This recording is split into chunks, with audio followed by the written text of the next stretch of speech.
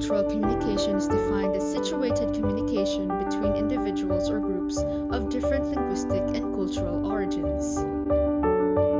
The diversity of people and cultures impacts communication. People interacting with those coming from unfamiliar cultures may have difficulties in communication. All international communication is influenced by cultural differences. Even the choice of communication medium can have cultural overtones. High context and low context cultures.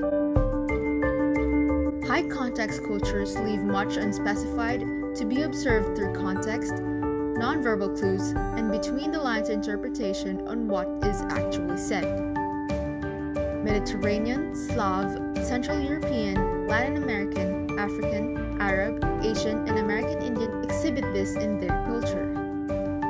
A low-context culture relies on explicit communication. In low-context communication, more of the information in a message is spelled out and defined. Cultures with Western European roots, such as the United States and Australia, are generally considered to be low-context cultures.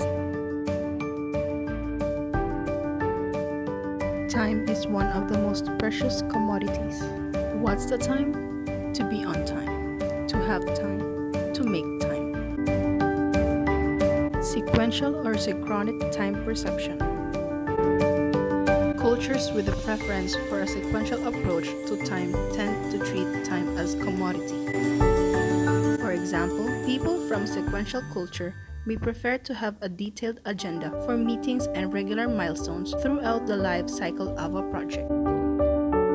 In synchronic cultures, people will have a much broader and more flexible perception of time. Cultures which tend to see time synchronically see time more holistically and interconnected. People will approach tasks in a much more open way and not be as beholden to deadlines and time frames.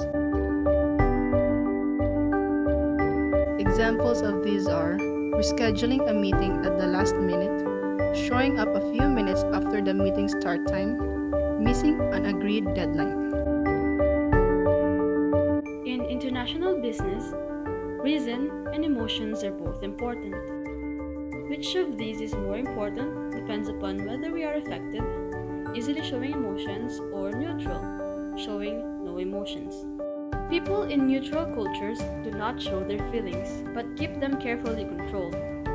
In cultures with high affect, people show their feelings easily by laughing, smiling, scolding, and sometimes even crying, shouting, or walking out of the room. Only some cultures like to express feelings openly. Emotional reactions were found to be least acceptable in Japan, Indonesia, the UK, Norway, and the Netherlands, and most accepted in Italy, France, the US, and Singapore.